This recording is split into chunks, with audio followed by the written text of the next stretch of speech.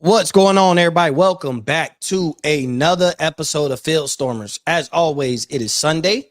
I am your host, Mo Murphy, with my co-host Walker Bailey in the building, and we are going to recap what we saw yesterday in the college football world on Saturday. I think a lot more exciting than we thought. But before we get to that, Walker, how you doing, bro?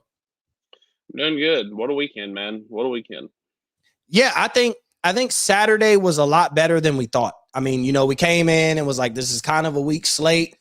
If you're a father or a husband or anything, a guy with some responsibilities, handle your responsibilities this Saturday because next Saturday is going to be absolutely insane. So if there was a week to miss some college football to kind of do what you got to do and basically, hey, let me be a family man for a little bit because next Saturday I'm glued to my TV from 12 p.m. Eastern to the rest of the night. Basically, that's how many great games are. It was this Saturday, but then if you were checking box scores and checking the ESPN app while you were out and about, you're like, oh, this turned out to be a better Saturday than I thought. Before we get into anything, I'm going to talk about my Buckeyes because that's what I do. And that's just what I do. I have to talk about them. I got to praise them. I didn't have doubt that they lost the game. Not at all. Or not lost the game. I didn't have any doubt that we were going to lose. I did not think we were going to walk in and come out with a loss and walk into Notre Dame. I had some concerns about our defense because Western Kentucky has a high explosive offense. They have a quarterback who led in pass yards last year. So that's kind of where my concern was. Our defense has been a concern. And yesterday, our defense plays absolutely amazing. We have multiple interceptions. We have a pick six. We have multiple sacks. Everybody, what you wanted to see from the defense to show that they're ready to go into Notre Dame. And what you saw yesterday is not going to necessarily say they're going to beat Notre Dame. But all the flaws that you wanted to see defensively be fixed. We got to get home and sack the quarterback. We got to, we got to cause some turnovers against a high-powered offense. I know it's Western Kentucky, but you saw that. Like some of the concerns that you had, we got to get the run game going. Travion Henderson and Chip Trainum did that very well. We got to see if Kyle McCord is pretty good. He was pretty damn good yesterday. We got to get our playmakers the ball. We do that. So every question that you had about Ohio State was answered against Western Kentucky. I'm not saying that, hey, this is now a world beater and they're on the road to win a national championship. That's not what I'm saying. But the cause for concerns, I think, were deaded for at least another week. And now we finally get to say, okay, Ohio State looks like this is probably they're at their best right now. They're going into Notre Dame. Now we get to see what is your best and how good are you really? And I think going into Notre Dame, when we do the preview, but I think after that game, if they come out as winners, like we get a real evaluation of Ohio State next week. So I was pretty damn proud of watching them play. I genuinely enjoyed watching them play. I think they answered a lot of questions, and now I feel a lot more comfortable going into the Notre Dame game as, hey, if this is the best we're going to play, then we finally get to see what our best looks like against the top 10 team. While also Notre Dame ended up struggling for probably a lot longer than they would have liked to, but ended up still, the final score looked like it needed to look against Central Michigan. How did you feel about Ole Miss on Saturday? Before we actually talk about the rest of, how did you feel about your team on Saturday? It was fine. I think as the weeks go by, I think I start to feel a little bit better because I think Ole Miss might have the best quarterback in the conference. Like, I don't really know that they're. I don't know if I could argue that. I mean, I guess what the argument is, what Jaden Daniels, like that's the argument. Jaden Daniels or KJ Jefferson probably. Yeah. Did Arkansas But lose that's yesterday? still Did they lose yes, yesterday? I knew it. yes. I knew it. I seen they were losing. And then I kind of, because when you check the ESPN, when you're watching certain games, like I'm watching Florida, Tennessee, which we'll get into, you're watching certain games. And because Arkansas is not ranked, they're not just going to flat out pop up. But I seen them coming across the score while I was watching the Florida, Tennessee game and they were losing. And I never checked back to see if they lost because I thought like if they win, that LSU Arkansas game could turn out being two ranked teams. Now, instead, it's going to be LSU ranked, Arkansas not. So they ended up losing. But sorry, If you were in the if you were in the OTB group chat yesterday, a really really smart football guy saying that was like, hey man, you should probably take BYU +8. I think they're gonna win. So yeah, I cashed that BYU +8 last night. Arkansas is in trouble. Like I'll get back to Ole Miss in a second, but Arkansas is in trouble. I think that's going to be a coaching position that comes open after this season. Just add that one to the list. Maybe scratch Florida out for now. We put Florida on the list a couple weeks ago. Scratch them out for now and replace it with Arkansas. Yeah, we're going to But talk about Florida because we're going to talk about yeah, that game and talk about their future because their future looks a lot brighter than it did just a week ago. So, yeah, we will talk about Florida. But anyway, yeah, like I think Ole Miss has got one of the best quarterbacks in the league, and I also think that skill position wise, they're in really good hands. Like, you know, Quinshon Judkins, they had another running back get going last night. Like, their top 3 receiving options didn't play last night, and they still found a way to score 48 points against a Power 5 team. You just kind of take it. You kind of just take it where you can get it. But you know, it's kind of like we said now. Like, pop quizzes are over. Now it's exam time. You know, Alabama's in 6 days. So you got to go to Tuscaloosa and win. They opened up as 7-point underdogs. So you got to go over there and find a way to win a football game. And if you win that football, if you go find a way to win a football game over there, then who knows? Then we start having different conversations because then LSU's in town next week, and it's a big deal nationally, not just to the fans. Like, it's Not just locally. Yeah, it's that it becomes they go. it becomes almost a playoff elimination game because while Ole Miss would have no losses, if you lose to LSU, you have to account for the fact that you have to go to Georgia later in the season. Like, and that's a tall task. And LSU's already got a loss, so you're almost in an elimination game. Either that or Ole Miss has to go beat Georgia later in the year. But that's for later. I mean, they have to find a way to go take care of business next week. They need to get healthy. If they can get healthy, then Alabama can't score 31 points on air right now, as a wise friend of mine once said. So I think, you know, Ole Miss has got enough offensively where they're going to be able to do a lot of the same things Texas did and kind of go over there and give Alabama some problems and score some points. And I think if Ole Miss if you told me right now, you know, football gods came down and they said, hey, like, and I said, how many points did Ole Miss score next week? And they responded and said the number started with a 3, somewhere in the 30s. I'd be like, oh wow, they won the game. Yeah, and I think that's I do think it's that simple because if Ole Miss can get to that 30 plus, they win the game. They score 30. They score 31. They score 31 points, then they win the game, and it's not that particularly difficult. Yeah. So now Saturday was supposed to be boring, right? Like all the favorites were supposed to win, or you know, all the ranked teams were supposed to come out continuing to be undefeated, and instead we got multiple upsets. So we're gonna have a real conversation about Florida, but I want to talk about Kansas State going down to Missouri. That kicker, man. Listen, there are 2 stars of that show that day. The wide receiver out of Missouri, and I do not remember his name. So if you do know it, please say it. If not, whatever. Luther Burden. Yes, that man had a hell of a game. He played absolutely amazing. And what I do want to say before we actually talk about the game, I think that was absolutely amazing for Missouri. And because you follow college football the way I do, we're both on the same page. You know why. They're on the potential of getting multiple 5-star recruits, which isn't something Missouri gets. And they're at home, but they beat a Kansas State team. They look like, hey, Missouri's lit right now. They beat Kansas State. They have a big win. And if you're a recruit, the couple 5-star guys, there's a 5-star wide receiver that's considering them. I think there's a guy on defense considering them. Like, now you're like, okay, I'm going to go to Missouri. And we had this conversation earlier where, like, because of NIL and the potential of the college football playoff expansion next year, this is why guys like this are considering Missouri. And then you see a win like that, and you're like, okay, this just enhances the fact Missouri's not world beaters. They're not going to college football playoff, nothing like that. But a win like that boosts up the program. I'm sure they had recruits there. I'm sure they had those guys there.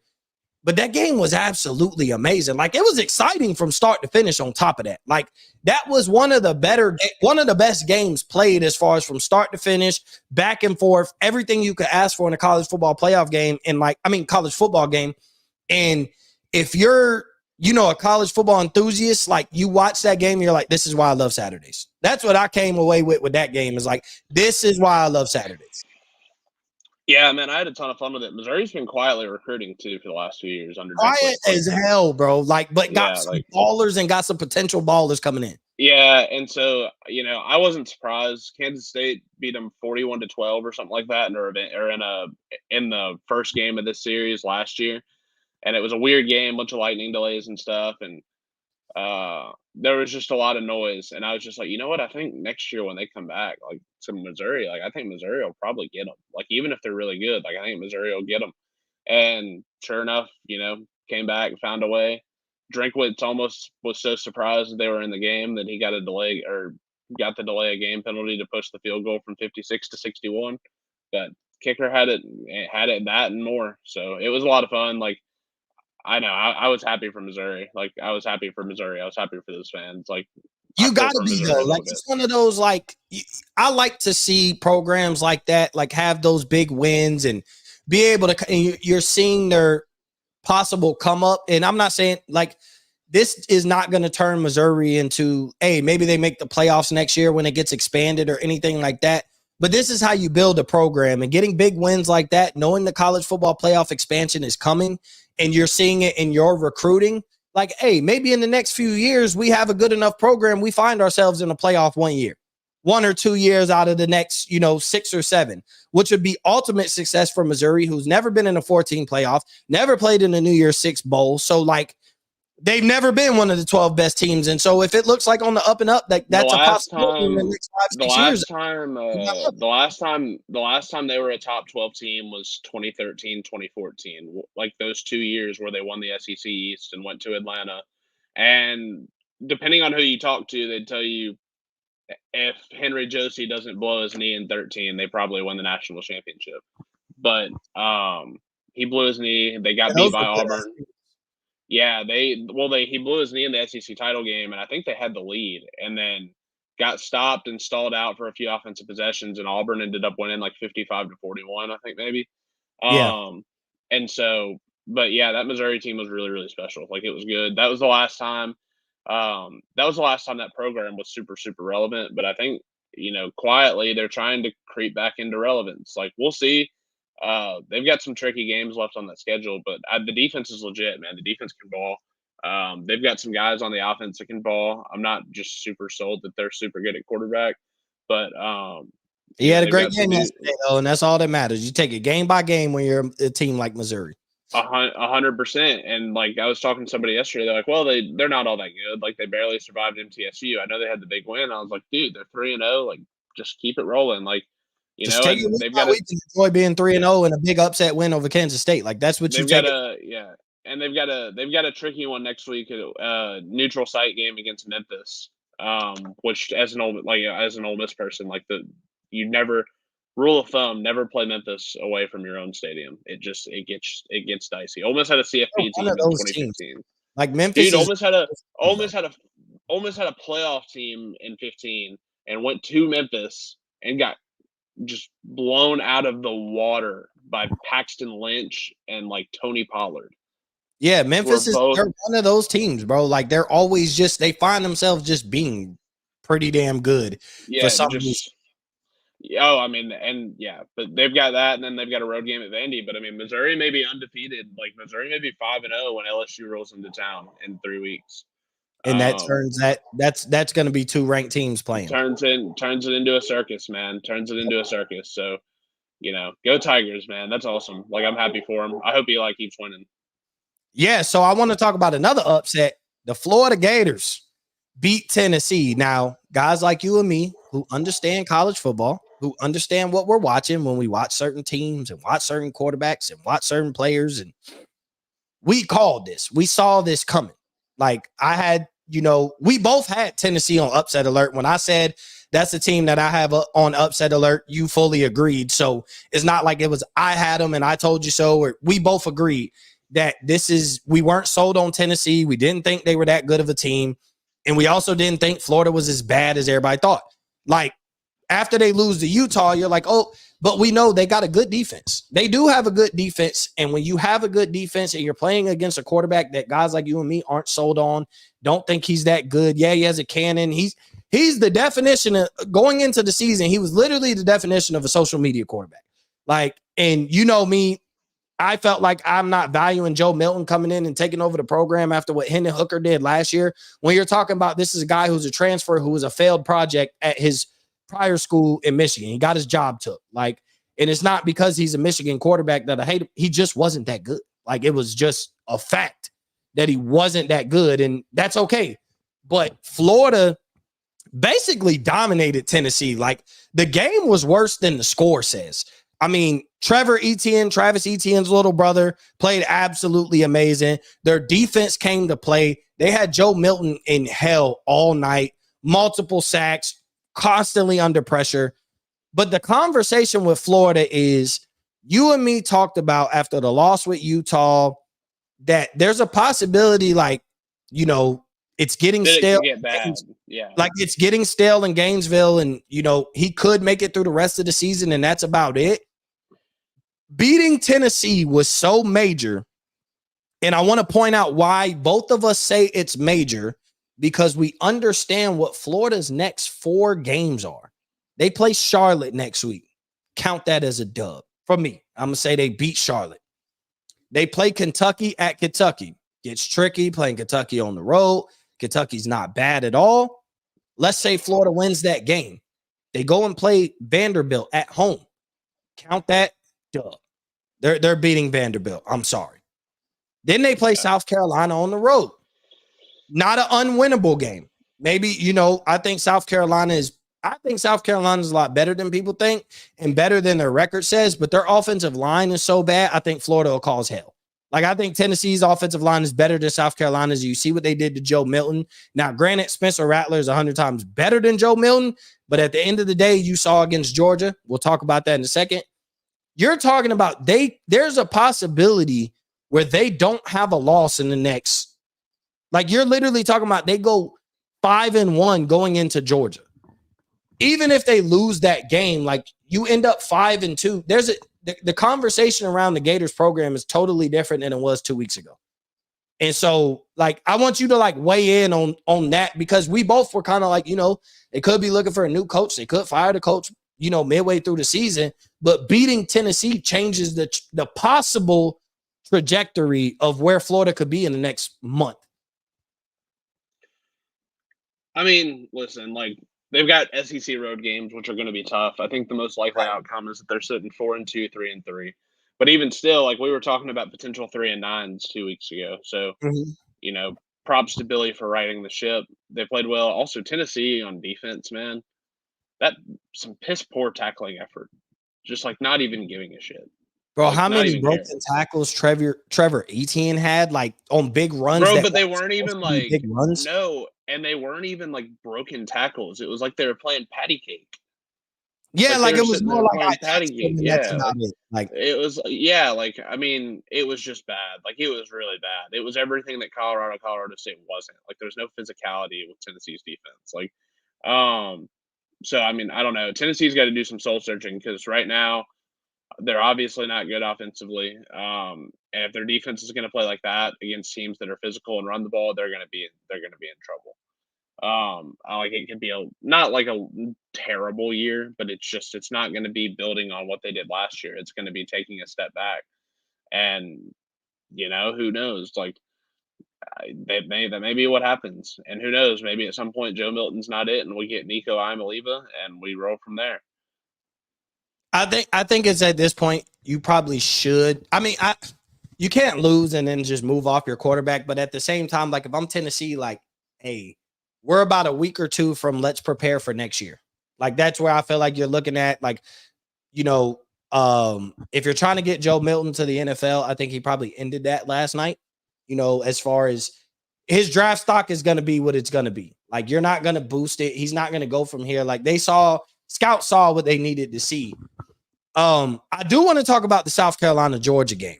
And the reason I want to talk about that is because listen, obviously it didn't happen, so it doesn't matter, but I fully believe South Carolina is just good.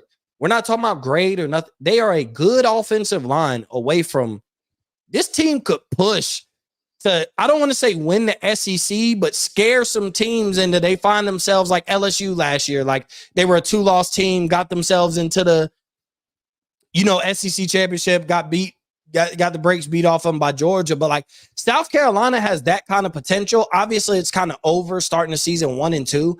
But if they had a good offensive line, like this team is undefeated right now. Like they beat Georgia yesterday. They don't lose to North Carolina. They got one of the better quarterbacks in the country, if not one of the best. Like if you just take away South Carolina's record and just look at Spencer Rattler's numbers, that man has played almost as flawless as you could ask a college quarterback to play in 3 weeks.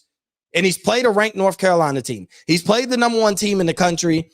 In between that, had a bad team, whatever. They got the win. It was ugly. But like he's played as great as you can ask a college quarterback to play. No mistakes. Completion percentage, I think, what is he like? Almost 80% completion percentage right now through 3 weeks. Like, bro, he's playing literally absolutely amazing. And so what I'm happy for is me and Walker were beating the drum since last year when we started doing Field Stormers. We've been Spencer Rattler fans. We said when he transferred to South Carolina, it'll be a revival of his career. And I think what you're seeing is what I thought about Spencer Rattler and probably what everybody thought about coming into college. I think you're now seeing this is a first-round quarterback guy. This guy is uberly talented, and as bad as South Carolina may be for the rest of the season, you are watching the fact that I'm watching an NFL quarterback play for South Carolina, and this guy is going to go to the NFL, has a possibility because scouts look at it way different than fans do, and they'd be like, well, this South Carolina team was bad. How they pick him in the first round, but you're finally seeing his talent get put together. And this dude looked absolutely amazing. Like he looked absolutely amazing yesterday. And if you gave him a decent offensive line, he's not having to, they could open the field, spread the field out, open up Georgia's defense. Instead, they're kind of spending the day throwing screen passes for the simple fact that's all Spencer Rattler has time to do. And you saw that on a 17-yard touchdown. It was a screen pass, but Spencer Rattler almost got sacked while throwing the screen pass. Like that's all he has time to do, but you're seeing the talent there. Yeah, I agree. I mean, 100%. I've always been a Spencer Rattler guy. I thought there was a lot of narrative on him that wasn't really fair. So, big Spencer Rattler guy. I hope they keep again another one that I hope keeps winning. I hope South Carolina keeps winning. I'm a Beamer. I'm a Beamer guy. So I hope they keep winning. I just want him to I want Spencer Rattler to turn it around. I said when he transferred to South Carolina, I felt like that was a good move, perfect place for him. I want to see my guy go in the first round. Like I think it's possible. Yeah. It just depends on kind of what bad teams need quarterbacks. So it could be a little bit out of his hands, but I think like going into this draft, I think he's a top 5 quarterback prospect easily. I think I'm not a Drake May guy as much as everybody is because after watching him, I'm not as impressed with him as I should be, but I'm evaluating it as an NFL, like him, going into the NFL draft. Maybe he turns out to be an elite NFL quarterback, but at the same time, I'm looking and the talent is there, but I don't love Drake May the same way.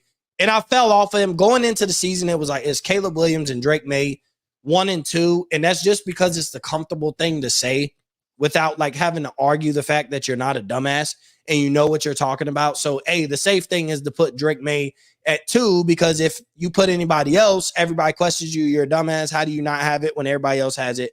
But I'm kind of off the Drake May being the second best quarterback and easily, guys are going to tank for C-Dub and Drake May. And if it's not, I think we're going to have a different conversation at the end of the season. And speaking of Drake May, I had him on upset alert. I didn't have him. I had his team on upset alert. They shut me up 131-13, but this is my thing. He was 29 for 40, 414 yards, 2 touchdowns, 2 interceptions.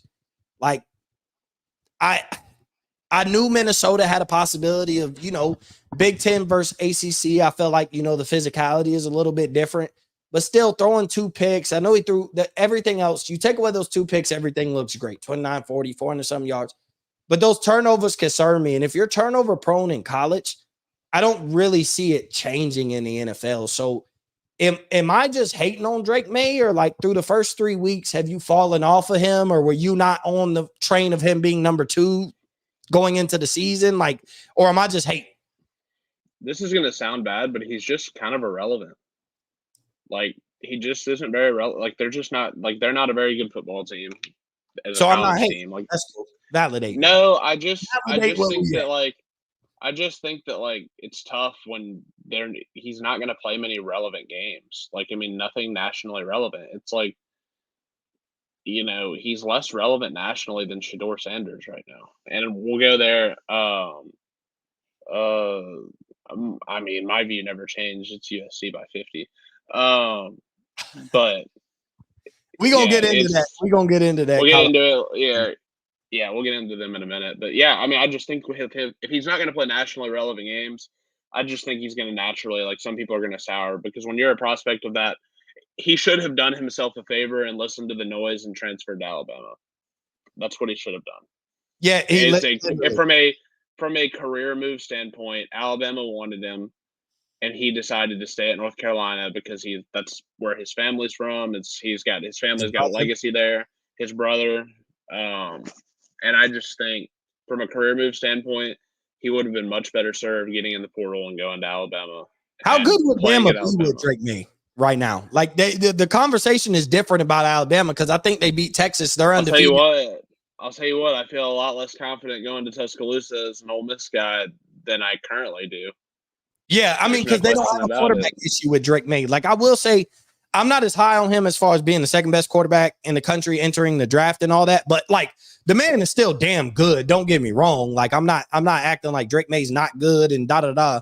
But he goes to Bama and the conversation changes about Bama as a whole. Like they're probably 3-0. They probably roll Texas. They roll USF. They roll week 1.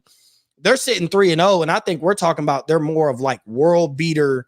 Like this is a national championship team as opposed because Drake May over any of those 3 quarterbacks right now is such a major upgrade. And we're talking about they're a quarterback away from literally being an elite team.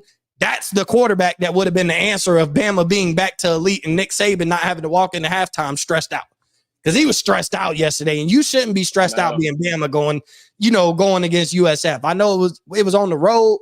I understand it was bad weather, but Nick Saban should not have looked the way he looked going into halftime against USF, bro. Like, let's be honest. And I almost wanted USF. Like, I ain't from Tampa, but I'm from across the bridge. So that's like the hometown team. If USF was able to pull it off against Alabama, I would have been excited for USF.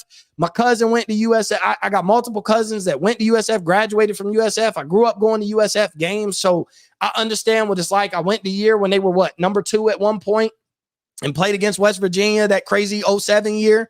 I was there at multiple USF games with BJ Daniels at quarterback. So, like, I'm very familiar with the history of USF, and there's not a lot of years where they have an opportunity to have such a big win, like beating Alabama, but they kind of shot themselves in the foot. Speaking of almost shooting themselves in the foot, Florida State. Actually, no, Florida State ain't shoot themselves in the foot. Boston College shot themselves in the foot. At the end of the game, bro, at the end of that final possession that they had offensively, taking those sacks, not getting rid of the ball, quarterback trying to do too much. I understand the moment. You never think you're going to find yourself in a moment like that being the Boston College quarterback, but you did, and you made a lot of plays trying to do too much throughout the game. But when it came to be a poised quarterback, he didn't have a lot of poise. He played absolutely amazing. But just when the moment mattered, he tried to do too much and it bit him in the foot, and they still had an opportunity. Shooting yourself in the foot. You get the stop on 3rd down. You're about to get the ball back. Face mask. Game over. Just like that. You get the stop on 3rd down. You're about to get the ball back, and you get a face mask. Did you watch the Florida State Boston College game? I kept up with it. I didn't watch it. I just assumed it was going to get taken care of at some point, and then it kind of never did, but I was too far into the other games to care. Most of my 11 a.m. slate was spent with Penn State, Illinois, and LSU, Mississippi State. That's where I spent most of my time. I turned off the LSU, Mississippi State game to watch that Boston College, Florida State game, and that was 11 o'clock slate. 11 o'clock we say because we're on Central Time, but the 11 o'clock slate, actually, Boston College and Florida State was the game that was on my TV more than anything, which is crazy because I had no expectations of watching that game. And instead, I watched, at least 3 of the 4 quarters. Like I didn't watch much of the first quarter, even though I was keeping up with it. Chris hit the chat. Boston College, it's 10-3. Florida State scores, it's 10-10. So I'm keeping up with it. But then once LSU took off, I'm like, all right, it's 10-10. Let me turn on this Boston College Florida State game. And that pretty much got my attention for the rest of the game. I think Florida State was probably just sleepwalking. They've got Clemson coming up this week, and it's at Death Valley. It was a look-ahead game. I do think 11, it was a game. I don't think it was 11 o'clock start in what was probably a really dead environment. I think they probably just kind of walked in there like, all right, their fans don't even think they can beat us. Let's just get in here, get out of here. It wasn't an indictment on Florida State by any means. Like I don't view them any different because I always say these top teams, they're going to run into those sleep games where you're looking when you're playing Boston College and you got Clemson next week, like that Boston College becomes a look ahead game. And we see it every year. Like these top 5, 7, 10, these top 10 teams play a team that they're supposed to beat by 40 and this and that, but they got a big game next week. So they look ahead. It was just a look ahead game for Florida State. I'm not really concerned about them playing against Clemson based off what I saw Saturday. They'll be fine. They need it. I think Florida State will benefit from a wake up call early. Like, hey, we beat LSU, but hey, that's one of those you walk away and be like, hey, we're not world beaters yet. We almost got upset by Boston College. Let's strap up. Now we got to play every week. Like we got to earn it every week. So it's better to get that out of the way early. So it's your wake up call. Now you go and I assume beat Clemson and then you continue. But the reminder is, hey, even after you beat Clemson, like the task is not done. We're not national champions yet. We're not in the college football playoff. Remember what happened a couple weeks ago. You always can refer back to that time you almost got upset instead of just constantly beating everybody. And then you run into week 9 and like you're 8-0 and you play Boston College and now you lose that game because you think you're on top of the world. Better to get it early as opposed to getting it late, because I think later in the year, championship caliber teams lose those games as opposed to getting that wake up call early. Now you won't really see them run into that. Florida State only 2.5 point favorites next week. I mean, against Clemson, rightfully so. Essentially, like just because they probably would be more if they didn't struggle with Boston College. Let's be honest. Like they'd probably be closer to 4.5, 5.5. But you're coming off struggling with Boston College. You know, Clemson's probably not as bad as we all think. Like they still have that potential of being a good team. So I'm not surprised that it's not as bad as like they could easily be touchdown favorites, but at the same time, like Vegas is going to protect themselves and we're not going to make them touchdown favorites because maybe Clemson keeps this close and a +7 on hammering +7 on Clemson could make Vegas lose a lot of money. Let's just be honest. Yeah, I'll tell you what, I'd be careful if I were the Seminoles next week. I know everybody was quick to put Clemson away. I'd be careful in Clemson next week. It's no joke going over there. It's gonna be a sellout. I bet you that game's at like 6:30 at night. I bet you it's gonna be. It'll be a sellout. Rob commented and said he thinks FSU falls a couple spots. I don't think so because a lot of teams struggle. Georgia struggled, but was able to get the win. Who else? Michigan struggled for a little bit. They got the win. There's just nobody impressed to jump Florida State. I'm also just the don't care about rankings person. Like that's me. Like it's like the AP top 25 has never been more irrelevant. And media, quite frankly, are just really, really bad at what they do. And so listen, and we'll go, and this is a good segue. Colorado has no business in the AP top 25. They're not one of the top 25. They're not one of the 25 best teams in the country. Right now, they're ranked side by side with Ole Miss. If Ole Miss and Colorado played a football game today, Ole Miss would beat them by however much they wanted to beat them by. Just facts, like straight up. That's how it is. And so but point being, like rankings just aren't super important. If we ranked the 25 best teams every single year, it would just get boring. Like people would get bored. None of the new, flash in the pan type deals would show up in the polls. So yeah, it'd be one of those. It's more like media narrative and creating bigger matchups can be an influence on where we rank certain teams, as opposed to, hey, let's just who are the top 25 best teams in the country pound for pound. It becomes a totally different ranking. But like you said, a segue into the Colorado State game. This was the game of the week for the simple fact the slate was dry. College Game Day, Fox, everybody was at Colorado. They were in Boulder. And I'm gonna be honest, I watched College Game Day. I watched College Game Day more for the simple fact it was Lee Corso's 400th pick, which before we talk about Colorado State, I just want to talk about the staple that guys like you and me who are college football fans, I'm in my late 20s, closer to 30. You're in your prime right now. You're in your younger 20s. But either way, Lee Corso has been a staple in our life, period. He's been College Game Day. He's been the most consistent there. And it was his 400th pick. And I thought that was absolutely amazing. I love the video tribute that they did talking about Lee Corso. I think it's just, bro, he's a living legend. And so it's one of those appreciate Lee Corso while he's here. He's getting up there in age. He's not the same Lee Corso he was 10, 15, 20 years ago. Obviously, we see it. But, he was a living legend. And I thought to live in that moment, and I thought for that moment to be in Boulder, Colorado, with all the hype, like his 400th pick, with all the hype around Colorado, with that being the game of the week, I felt like for his 400th pick, that was perfect for that to be the game of the week and that be the slate and that be the environment. You brought Deion up there. You brought you brought Deion up there. You had The Rock in Boulder. You had Lil Wayne perform, for Fox, but still, like, Lil Wayne performed in that environment. Like, I thought it was absolutely amazing. It was the perfect setup. Like, it was almost a storybook type of story for Lee Corso. And that was one of the best College Game Days I've watched in years, bro. Like, just the environment around it. Shout out to Boulder. Shout out to Colorado. But now we're going to get into the game. Colorado struggled with Colorado State.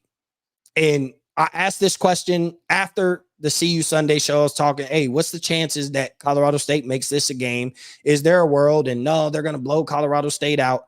Obviously, we didn't see Travis Hunter getting knocked out of the game, but that was not – the game didn't change because of that. It was already – it looks like this is going to be a close game.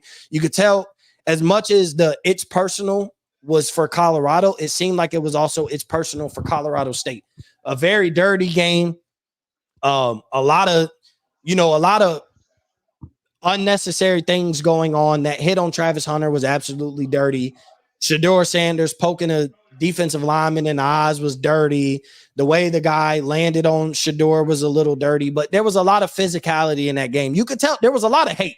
Like, this week was able to build up some hate, and you would have thought you were watching Alabama, Auburn. You would have thought you were watching Ohio State, Michigan. You would have thought you were watching Florida, Tennessee. Like, you would have thought you were watching Ole Miss, Alabama next week. The way the physicality was, the way the hate was there, like, because of the buildup, it made that game as physical as it was.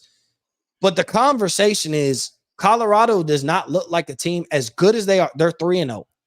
They're off to a better start than we thought. They beat TCU. They beat Nebraska. They struggle with Colorado State, but at the end of the day in college football, all that matters is the win column, as Jeff says. But they're coming off a double overtime win against Colorado State. We'll preview the game heading into Oregon on our other show later in the week. But, like, Colorado did not look great.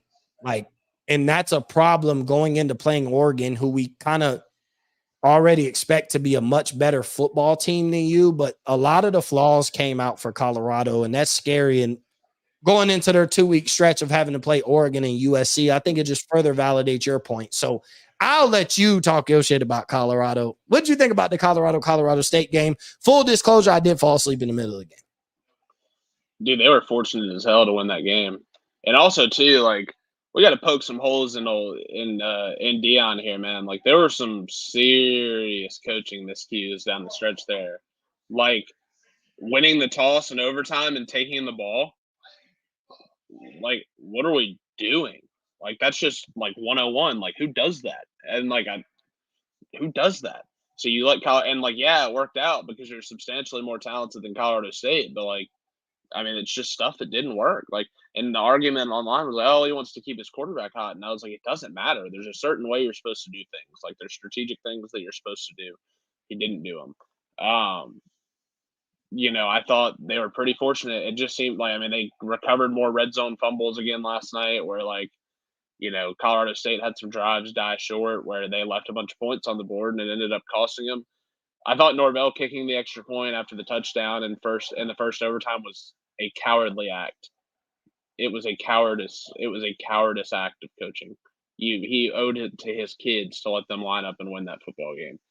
And he owed it to himself in a lot of ways. I thought continuing to go round and round, you've just watched Shedeur go 98, and then you watch Shedeur carve you up in the first overtime. I don't know what in the world he was thinking in terms of, hey, we're going to be able to get this guy off the field and stop him. It was just never going to happen. And so, I think I don't know, man. I think Colorado kind of stinks. Like, Cruz asked what I thought about the USC game. Like, USC should probably name their score. I mean, I think they're going to cook. I think Oregon's going to beat their ass next week. I just think that's where it is. But that's what I said last week too. Like, I thought they'd beat Colorado State. I didn't think it would be as close as it was. I thought they'd beat Colorado State. I think I think the season begins when they go to Arizona State, and then we'll see. Like, then that's when we'll kind of find out. Then we'll kind of determine from that point forward whether or not this thing ends up as like a 4-win, 4-8 season, or if this thing ends up as like a 7-5 season. But if Deion's going to be awful in close games like he was last night, like, that's potentially something that swings them from 4 to 7. Like, it was really poorly managed. So it is what it is. We'll talk about Oregon, Colorado, but I honestly, there's not a lot to say, to be honest. Bro, Colorado State did not have some dogs on the defense. They gave up like 50 plus to Washington State 2 weeks ago. Yeah, it was just one of those. That game was just a lot closer than it should have been. They gave up, bro. They got beat. Like, Washington State, who is like, and this is a great comparison because they are literally like not equals, but they're going to play each other this year. Washington State and Colorado will. Like, Washington State beat that Colorado State team 50-22 or something like that. Like, I know it's not equals and it's not a rivalry game. It's different. You can't do the transitive property thing, but like, that Colorado State team is not a good football team. Not whatsoever. Not a good football team. And so I just think if you're Colorado and you want to be like taken as super legitimate or whatever, you don't hang around and goof around with Colorado State and play with your food. But like we said, all that matters is that they won, and they did do that. They won. It's all that matters. Now you just got to come back next week and kind of go from there. Yeah, and so like I said, we'll preview that game later in the week when the episode drops for our week 4 preview, which is going to be Walker. Week 4 is insane, dog. Right. That might be like, usually we be trying to get up in here, talk our talk and get up out of here, but it's going to be tough for week 4 because I ain't trying to miss previewing a single matchup. It is like 10 of them. It's like 10 games worth watching next week, which is absolutely insane. 3 of them are played at like the same time, but we'll talk about that. Walker, is there anything else before we get out of here that you want to touch on? No, I think that's everything. I think I got everything there. So we're gonna evacuate here quick so I can go beat Thad's ass in fantasy. Yeah, so not as long this week. It was a little bit drier. Still some things that happened that we probably would only talk 20 minutes if week 3 went the way we thought. But at the same time, I appreciate everybody for tuning in. We appreciate everybody for tuning in. We appreciate everybody for listening. Make sure, listen, if there's a week where I really want everybody to check out Field Stormers, it's this week when we do our week 4 preview. Because this week, if you love college football, this is the most beautiful slate of football games that you could have on a Saturday. This is what the college football gods could ask. This is the best way they could ask for. And it's not just because my team has a big game. Like, that's an afterthought as opposed to just loving college football. The type of matchups we're going to get, knowing that we play at night and we're going to get entertainment from the time we wake up and those 12 o'clock games kick off. Just Like, I can't, I'm stuttering even thinking about it. So if everybody could, like, follow, subscribe, make sure you go. We always launch live on Off the Ball Network, but we do appreciate everybody for tuning in. We do appreciate everybody for listening. We will catch you later in the week on the week 4 preview